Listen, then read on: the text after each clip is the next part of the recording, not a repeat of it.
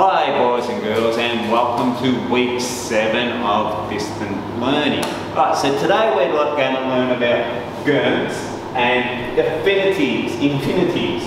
Now, gerunds are they get confused with present continuous tense, because to make a gerund we only have to add ing. So let's read what I've written up on the board. Gerunds are formed by adding ing to the verb. Gerunds are actually verb forms used as nouns. So what that means is we're using a verb, but we're using it as a noun. So I'm walking. Walking is good for you. So that is a gerund because we're using it. Now, over here we have infinitives. And infinitives is the verb form that has to at the beginning. Let me just emphasize to. And it is the simplest verb form that you have to modify to fit into a sentence. So what that means is,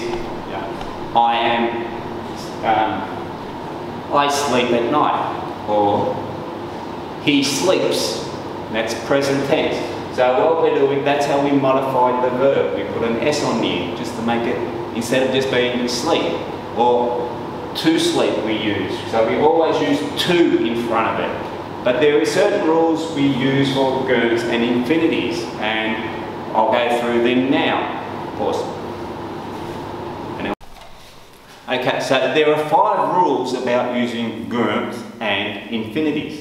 Now, the first rule is gerund can be used as a subject of a sentence. And as I said, here's an example. Walking is good for your health. So that's the subject. Instead of saying, I walk, we're saying walking. We're just taking out our subject. So that's the main object of our subject of the sentence is walking. Now let me go through a couple of more examples. Making friends has become more difficult since I moved to a new city. Or becoming a millionaire is a dream of many young people. Now see how we, instead of become a millionaire, we're putting becoming. We're putting our ing on the end, which makes gerunds.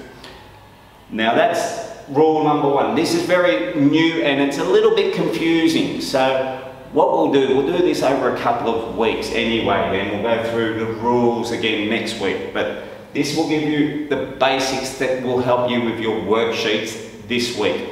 And you'll be able to talk to me on Thursday. Alright, so let's have a look. Rule number 2. Both gerunds and infinitives can be used as objects of a sentence. Now I've got 2 examples here. I enjoy drawing. Now that's a gerund because we've got the ing on the end of our verb and we're using it as similar to a noun. And here's our infinitive here. I like to draw. So that's just got our to in front of it. So that makes it I like to draw all the time, sort of thing. So that's infinity. That's what infinity means. Something that you do all the time. Now let's have a look at rule number 3. Infinitives should be used after many adjectives. Now again, we've got our examples here. It is not easy to graduate. So this is our infinity here because we've got to. Graduate from university, and it is necessary to speak English in class. So that's explaining we shouldn't speak Khmer in class. It's saying to speak. We should do that all the time in English class. Now we'll go through a couple of more examples of rule number 3 because it's a little bit more confusing. Let me have a look. There it is. It's wonderful to have close friends. So we're using to have. And it's after adjective, wonderful. This dress is too big to wear. Is another example. So let's go through our first three rules here. Gaunt can be used as the subject of the sentence. So that means it's the thing that we're talking about. See, walking or smoking is bad for you. So walking is good for your health. Smoking is bad for your health. We're just putting ing, making it the subject. Both gerunds, that's right, and infinitives can be used as the object. So the object of the sentence in this case is drawing or draw. So as you can see in the first one, I enjoy drawing. That's a gerund because we've added ing to our verb, and I like to draw, and that's our infinitive because it's an ongoing, continuing thing if you like to draw. Now infinitives should be used after many adjectives. So our adjectives here are easy and necessary. So it is not easy to graduate from university, and it is necessary to speak English in class. Okay, so we'll go on. We've got two more rules to go through, so let's go and talk about them too now. Okay, so we've gone through our first three rules. Now let's have a look at our last two. We've got rule 4 here. Only infinitives are used after certain verbs followed by nouns or pronouns referring to a person. Now as you see, here's our example here. We asked her not to go. So our verb here is asked and our infinitive is not to go. Now let's have a look at some more examples here. Can I ask you to help me with something? See, we're using verbs followed by pronouns at this stage.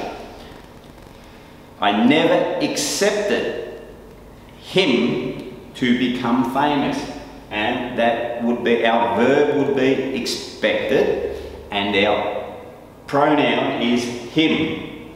We'll do one more. She ordered the child to stay at home.